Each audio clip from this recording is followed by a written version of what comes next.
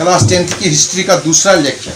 जैसे कि आप जानते हैं कि मैंने आपको पहले ही बोला है, हिस्ट्री है, इसमें क्या सिर्फ गांधी एरा ज्यादा मेंशन किया गया। तो नेशनलिज्म जो इंडिया में है वो कहाँ से स्टार्ट होता है? वो स्टार्ट होता है 1857 की रिवोल्ट से मेन स्टार्ट होता है। जब मैंने आपको पहले लेक्चर में बोला रिवोल्ट 1857, उसके बाद क्या होता है? उसके बाद जब अंग्रेज थे, मैंने आपको बोला पहले कि ईस्ट इंडियन कंपनीज का रूल जो था वो खत्म हो गया। उसके बाद फिर क्यों आया? डायरेक्ट ब्रिटिश क्राउन ने यहाँ पे हुकूमत करनी शुरू की, गवर्नर जनरल ऑफ इंडिया। और इसके बाद हुआ अंग्रेज गवर्नमेंट ने यहाँ पे हुकूमत संभाली, तो फिर स्टार्ट हुआ द वाइसरॉय 1885। इसमें क्या हुआ? हिंदुस्तान में जो वाइसरॉय था वो था Lord Dufferin, viceroy of India था। और उसने एक ऑफिसर था A.O. ह्यूम, रिटायर ऑफिसर था। हिंदुस्तान के जो लोग हैं ये अनअवेयर है, इनको पता नहीं है कि पॉलिटिक्स के बारे में कि लोग, उन्होंने यहाँ पे एक पॉलिटिकल पार्टी शुरू की, पॉलिटिकल पार्टी जिसको हम नाम से जानते हैं INC, इंडियन नेशनल कांग्रेस की फॉर्मेशन होती है 1885। INC की फॉर्मेशन होती है। उस टाइम वाइसरॉय लॉर्ड डफरिन और A.O. ह्यूम उस टाइम क्या था? ये फाउंडर ऑफ INC था। हिंदुस्तान के जो पॉलिटिकल लीडर थे, इसने उनको कलेक्ट किया और उन्होंने एक पार्टी बनाई जिसका नाम था INC, इंडियन नेशनल कांग्रेस, जो आज भी कांग्रेस है, जो आज भी इसी कांग्रेस की बुनियाद कब पड़ी? 1885 में, जो आज भी कांग्रेस मौजूद है इंडिया में, INC। तो इसकी फॉर्मेशन, इंडिया का जो ये फ्रीडम स्ट्रगल था ये दो ग्रुप में बढ़ गया। एक थे मॉडरेटिस्ट, दूसरे थे एक्सट्रीमिस्ट। इनको बोलते थे नरम दल और इनको बोलते थे गरम दल। दो किस्म के लोग। नरम दल में कौन है? WC बनर्जी, याद रखना, WC बनर्जी, SN बनर्जी, गोपाल कृष्ण गोखले, बद्रुद्दीन तायब जी, जस्टिस रनाडे, सुब्रमण्यम अय्यर और दादाभाई नेहरू जी। ये लोग थे, इनको मॉडरेट्स बोलते थे। क्या बोलते थे? नरम दल के लीडर या मॉडरेट। दूसरी तरफ थे कौन से?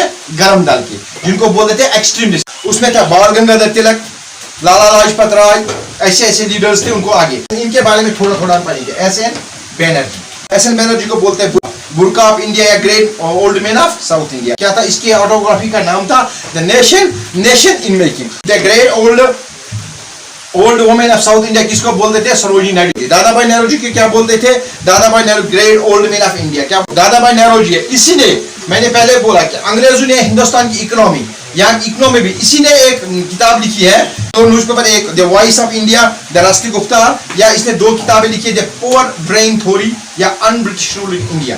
गोपाल कृष्ण गोखले आता है, 1907 में होता है पार्टीशन ऑफ बंगाल। उस टाइम था वाइसरॉय, कौन था? Lord Curzon, viceroy of India था, उसने पार्टीशन ऑफ बंगाल किया। पार्टीशन ऑफ बंगाल के रीजन क्या थे? इसके दो रीजन थे, कुछ बिहाइंड होते हैं, कुछ सामने आते हैं। अंग्रेजों ने बोला कि जो ये बंगाल प्रोविंस है, 78 मिलियन लोगों की आबादी है, मुश्किल होता है इनको कंट्रोल करना। असली वजह क्या थी? कि वो हिंदू मुस्लिम यूनिटी को ब्रेक डाउन करना, इसलिए उन्होंने पार्टीशन ऑफ बंगाल किया। लाला लाजपत राय, बाल गंगाधर तिलक, बिपिन चंद्र पाल और अर्बन घोष, ये थे कौन? एक्सट्रीमिस्ट। तेरह की खराब दौर भी आया INC का, क्योंकि हम पढ़े नेशनलिज्म कैसे जाग गया। INC का खराब दौर कब आया? INC का खराब दौर आया था 1907 में। 1907 में क्या हुआ? 1907 से लेके 1915 तक, break days of Indian freedom struggle. 1907 में क्या हुआ? सूरत स्प्लिट। दो ग्रुप थे, एक्सट्रीमिस्ट, मॉडरेट चाहते थे कि हमारा लीडर बने और एक्सट्रीमिस्ट चाहते थे कि हमारा लीडर बने, क्योंकि एक्सट्रीमिस्ट जो थे उनका मेन मोटिव था स्वराज। वो क्या कहते हैं? जैसे कि इसने बोला, Swaraj is our birth right and I shall have it. Swaraj हमारा बुनियादी हक है, आजादी, और हम इसे हासिल करके रहेंगे। हिंदुओं को बोला वेदाओं की तरफ आओ, लिटरेचर की तरफ आओ, अपने लिटरेचर से दूर मत भागो, क्योंकि नेशनलिज्म जगाना था। इसने सॉन्ग्स लिखे, वंदे मातरम, जन गण मन, ऐसे सॉन्ग्स भी लिखे गए हैं। बांग्लादेश का नेशनल सॉन्ग है, वो भी रविंद्रनाथ टैगोर ने लिखा है। क्या हुआ? दौर आगे बढ़ता गया। 1907 में सूरत सेशन था, मॉडरेट्स ने बोला हमारा लीडर बनेगा और एक्सट्रीमिस्ट ने बोला हमारा, लेकिन इन द एंड क्या हुआ? सेशन सूरत में हुआ। और जो मॉडरेट्स थे वो बोलते थे कि हम तिलक को बनाएंगे अपना प्रेसिडेंट INC का, लेकिन तिलक सूरत का था। रूल क्या था इनमें? रूल था कि जो जिस स्टेट में INC की मीटिंग होगी वहां का लोकल लीडर नहीं बनेगा, इसलिए तिलक तो वो अलग हो गई। इसको बोलते हैं ब्लैक डेज। 1915 में होती है एंट्री किसकी? The father of nation, Mohandas Karamchand Gandhi.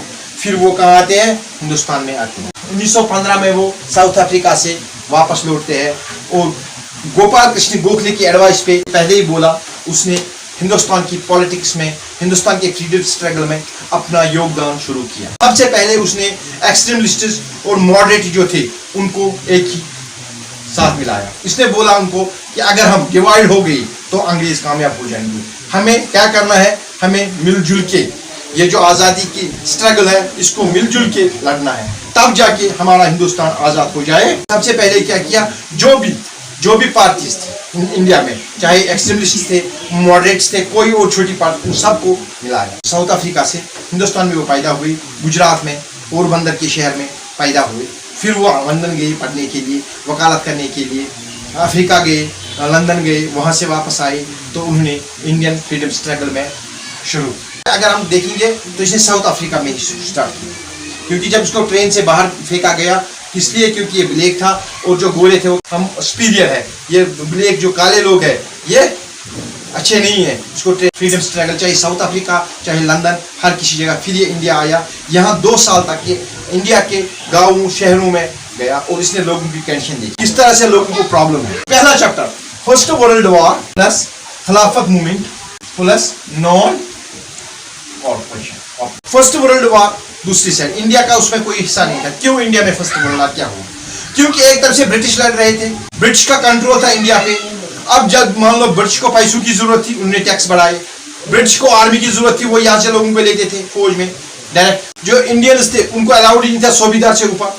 और दूसरी चीज ये थी कि अगर मतलब कोई फौजी बाहर जाता उसको अलाउंस देते, उसको नहीं देते थे, कुछ भी नहीं देते थे। जितना जंग में खर्चा होता था टैक्स यहाँ पे बढ़ जाता था इंडिया में। तो इससे मेन इफेक्ट पड़ा, नेशनलिज्म लोगों में जाग गया। ये अंग्रेज जंग लड़ रहे हैं तो हमें पैसे देना पड़ता है, टैक्स हमें देना पड़ता है, लोग हमारे मर रहे हैं, उनका कुछ नहीं जाता है। तो इस तरह से ये भी एक मूवमेंट का सबसे पहले गांधी जी ने 1916 में उसने शुरू किया। सबसे पहले चंपारण सत्याग्रह। चंपारण बिहार की एक जगह है, बिहार की जगह है। वहां का एक किसान था, शुक्ला नाम का एक किसान था, वो गांधी जी के पास आया, बोला इंडिगो एक कल्टीवेशन होती थी, जब वो खेत में की जाती थी तो खेत बंजर हो जाता, कि हमें ऐसा होता है। फिर जब उनको बेचना तो सस्ते दावों पे लेते थे, कौन, अंग्रेज। ये सीधे आया गांधी जी के पास, गांधी जी गया, इसने चंपारण सत्याग्रह किया। चंपारण, इसने कहा कि ये इलीगल है, ये लीगल नहीं है, तो अंग्रेजों को वहां से जाना पड़ा। कल्टीवेशन नहीं हुई तो पहले ही सत्याग्रह में गांधी जी सक्सेसफुल। इसको बोलते हैं चंपारण सत्याग्रह। खाद्य सत्याग्रह, खाद्य सत्याग्रह कब हुआ, यह भी एक मूवमेंट है जो गांधी जी ने चलाई। खाद्य एक विलेज है गुजरात का, वहां पे किसानों को क्या किया जाता था, गुजरात में उनको हैवी टैक्स लिए जाते थे, टैक्स ज्यादा होते थे जो वो नहीं देते थे, वो पे नहीं करते थे। गांधी जी वहां गया, उसने टैक्स कम करवाया। ये दूसरा कामयाबी थी गांधी जी। अहमदाबाद मिल मूवमेंट में क्या था, अहमदाबाद मिल मूवमेंट जो था, जो हमें पढ़ना है, फर्स्ट वर्ल्ड वॉर, खिलाफत movement and non corporation movement. क्यों स्टार्ट हुआ नॉन कॉर्पोरेशन, क्यों नॉन कॉर्पोरेट किया इंडिया ने अंग्रेजों के मिल ओनर थे, बोनस, उनको एक मतलब एक की बीमारी होती थी और उन्हें बोनस नहीं दिया जाता था। गांधी जी वहां गया, वहां पे गांधी जी ने सबसे पहले क्या किया, हड़ताल किया और भूख हड़ताल किया।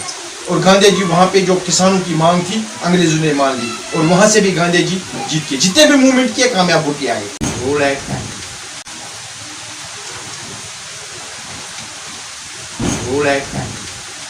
1990 एक सेटलमेंट कमेटी बैठाई गई, उसमें क्या बताया गया रोलेट एक्ट के बारे में। इसको गांधी जी ने बोला था ये काला कानून है, ब्लैक लॉ। जैसे किसी भारतीय को रास्ते पे कहीं पे देखा, अंग्रेज उठा के जेल में फेंकते थे, कोई कुछ नहीं कर सकता। लोग सड़कों पे निकले, इसके मुजाहरे हुए, बहुत सारे एहतजाज हुए, फ्रीडम स्ट्रगल लीडर्स थे, उन सब ने क्या किया इसके खिलाफ, ये इसके अगेंस्ट गए, जिसके रोलेट एक्ट, जिसको गांधी जी ने नाम दिया ब्लैक लॉ, काला कानून, या नो वकील नो अपील नो दलील वाला कानून इसको बनाया गया। इसी के पस मंजर में, इसी के रिएक्शन में हुआ जलियांवाला बाग मैसेकर। वो कैसे हुआ, हर जगह पे, बैसाखी का टाइम था, हिंदुस्तान की जो भी जगह थी वहां पे एहतजाज निकाले। क्या हुआ, पंजाब में 2 लीडर थे, एक था सत्यपाल मलिक, सैफुद्दीन किचलू, इन दोनों को अरेस्ट किया गया। पंजाब में क्या थी, बैसाखी का टाइम था, लोग बच्चे औरत मर्द सब निकल गए और गए बाग में। इस बाग का नाम था जलियांवाला बाग। उस वक्त वहां पे जो गवर्नर जनरल था वो था डाई, चल ओ डाई। क्या किया, दरवाजा बंद कर और अपने फौजियों से बोला इनके फायरिंग कर दो। जब उन्होंने उस पर फायरिंग की तो उसको बोलते हैं जलियांवाला बाग मैसेकर। वहां पे जनरल ओडायर ने लोगों को, पंजाब में बैसाखी के टाइम पे जितने भी लोग अंदर थे तकरीबन बहुत सारे लोगों की जाने शहादत यहाँ पे हो गई, जलियांवाला बाग में।